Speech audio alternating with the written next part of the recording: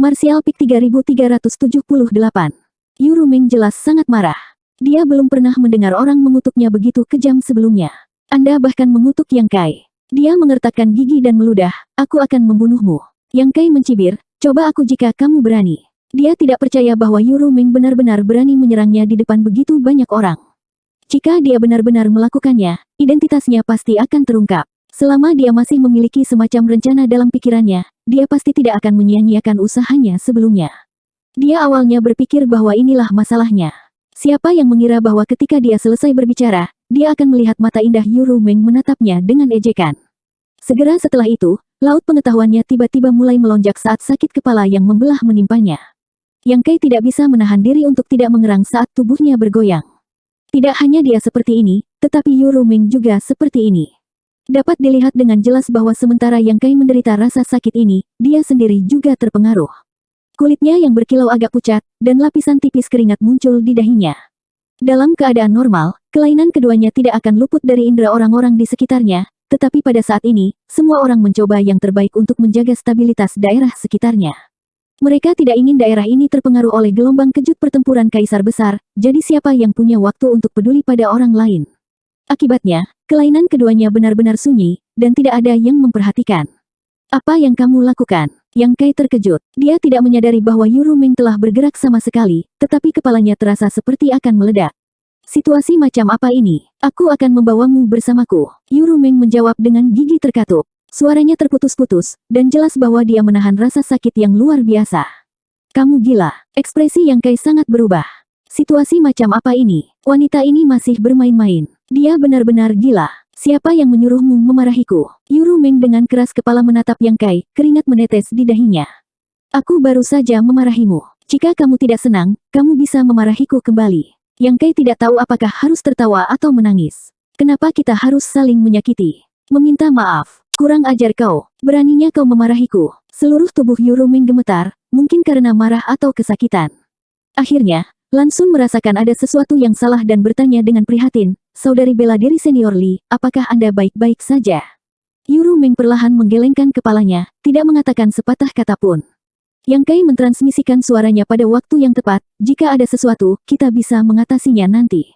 Jangan main-main sekarang. Yu Ruming dengan dingin berkata, tidak ada yang pernah memarahiku seperti itu. Tidak ada yang bisa memarahiku seperti itu. Kecuali jika kamu meminta maaf, aku akan membawamu ke sini bersamaku. Yang Kai hanya terdiam. Ekspresinya berkedut untuk sementara waktu, tetapi dia hanya bisa menghiburnya. Oke, itu salahku sekarang. Aku tidak akan memarahimu lagi di masa depan. Pria sejati tahu kapan harus menyerah dan kapan tidak menyerah. Apa masalah besar tentang meminta maaf? Kau sendiri yang mengatakannya. Ya, aku mengatakannya. Kamu tidak salah dengar. Yu Ruming akhirnya berhenti. Setelah hening sejenak, dia bertanya dengan khawatir, apakah itu sakit? Bagaimana menurut Anda? Yang Kai sangat marah. Dia merasa bahwa wajah wanita ini berubah lebih cepat daripada membalik buku. Aku hanya marah. Jangan memprovokasiku seperti itu lain kali. Mungkin karena perubahan suasana hatinya, Yu Ruming merasa sedikit bersalah atas apa yang baru saja dia lakukan. Nada suaranya begitu lembut sehingga cukup untuk membuat berlian meleleh. Yang Kai memutar matanya dan berkata, apakah itu juga kekuatan teknik rahasia segel hati barusan? Yu Ruming tidak berkomentar. Secara alami, dia tahu bahwa Yang Kai hanya berusaha mendapatkan informasi darinya. Yang Kai ingin mengajukan beberapa pertanyaan lagi, tetapi dia tidak memiliki kesempatan lagi. Setelah beberapa saat, dunia di sekitar mereka akhirnya runtuh. Bumi dan ruang retak terbuka sepotong demi sepotong. Kemudian, di bawah pengaruh kekuatan yang tidak diketahui, mereka secara bertahap hanyut dan melayang ke kedalaman kehampaan. Ini adalah pertama kalinya semua orang melihat pemandangan yang begitu aneh. Semua orang merasa rambut mereka berdiri tegak saat mereka menyaksikan dengan linglung. Ini sudah berakhir. Sui Zeng mau menghela nafas panjang. Sebagai penatua agung dari Istana Jiwa Bintang dan Kaisar Lapisan Ketiga, dia tidak takut mati setelah hidup selama bertahun-tahun. Namun, Lan Xun masih di sini. Tidak apa-apa jika dia mati, tetapi bagaimana jika Lan Xun mati? Selain Lan Xun, ada 4 keturunan dan murid Kaisar Agung lainnya di sini. Semua orang sedikit khawatir untuk sesaat. Yang Kai, di sisi lain, tenang. Meskipun dia telah membuat situasinya terdengar sangat berbahaya, pada kenyataannya, jika itu benar-benar sampai pada titik itu, dia hanya bisa menempatkan semua orang di sini ke dalam Space Spirit Bed dan kemudian memikirkan cara untuk melarikan diri melalui kehampaan. Pada saat itu, selama dia aman, semua orang juga akan aman. Jika ada waktu lain, dia sangat yakin bahwa dia bisa melarikan diri dengan selamat. Namun, saat ini, ada 3 kaisar besar yang bertarung di sini. Selain itu, seluruh dunia runtuh. Dia tidak tahu situasi seperti apa yang akan dia hadapi ketika saatnya tiba, jadi dia tidak berani membuat janji yang tidak berarti. Dia hanya siap untuk bergerak ketika situasinya paling buruk. Suara retakan terdengar tanpa henti saat kecepatan kehancuran dunia meningkat. Potongan-potongan tanah melayang dan secara bertahap menghilang. Dalam waktu kurang dari 2 jam, area di sekitar mereka telah berubah menjadi ketiadaan. Hanya tempat mereka berdiri yang tetap tanpa cedera karena perlindungan mereka, tapi itu hanya radius beberapa puluh kaki. Itu membuat semua orang merasa seperti mereka terjebak di sebuah pulau terpencil di laut. Dan pulau terpencil ini masih mengalir di celah-celah ruang. Tidak ada cahaya, dan tidak ada cara untuk melihat dari mana asalnya. Seolah-olah seluruh dunia telah melupakannya. Yang Kai tiba-tiba mengangkat alisnya dan mengarahkan matanya ke arah tertentu. Apa yang salah? Xiao Yuyang, yang berdiri di sampingnya, mendengar suaranya dan bertanya.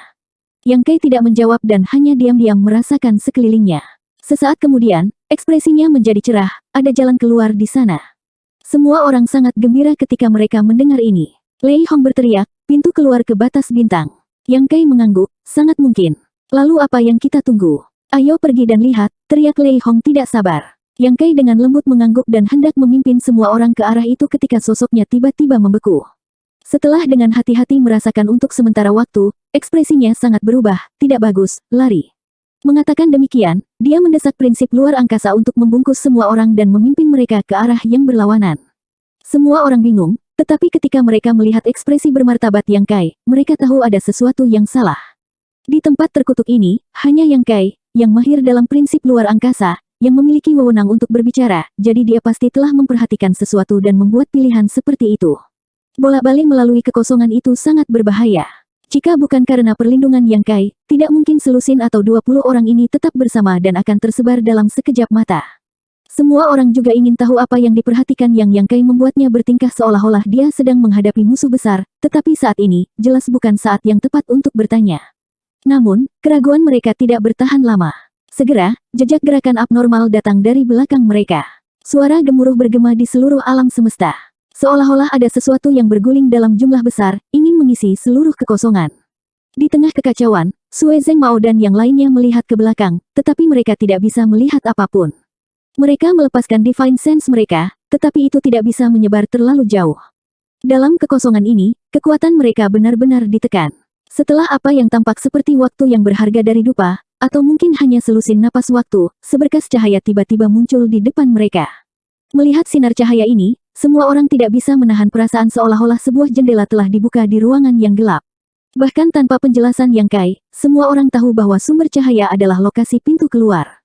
Mereka semua sangat gembira. Seperti kata pepatah, orang yang selamat dari bencana besar pasti memiliki nasib baik di masa depan.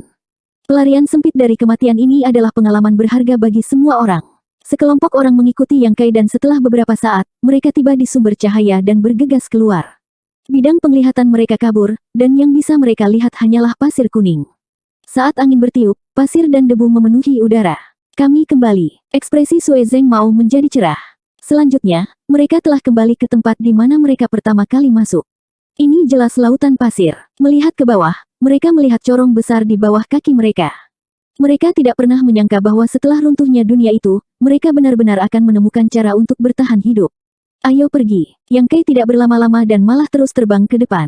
Melihat dia bertindak seperti dia menghindari ular dan kalajengking, semua orang tidak punya waktu untuk bersukacita, menekan keraguan di hati mereka dan mengikutinya. Setelah terbang sejauh 100 km, Yang Kai berhenti dan berbalik untuk melihat ke belakang, ekspresinya sangat bermartabat. Yang Kai, apa yang kamu perhatikan? Xiao Yu yang berjalan ke arahnya dan bertanya sambil juga melihat ke belakang. Yang Kai menggelengkan kepalanya dan berkata, saya harap kesimpulan saya salah jika itu.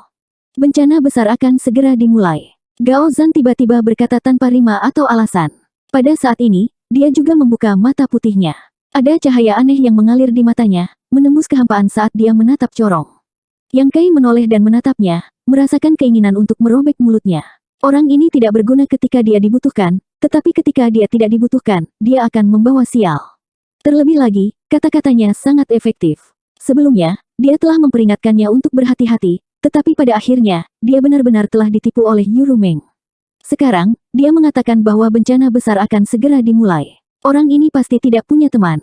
Yang Kai menyimpulkan dalam hatinya. Dengan ledakan keras, pasir dan debu beterbangan kemana-mana. Aura hitam pekat tiba-tiba keluar dari corong pasir, langsung ke langit, dan kemudian menyebar ke segala arah dengan gila-gilaan.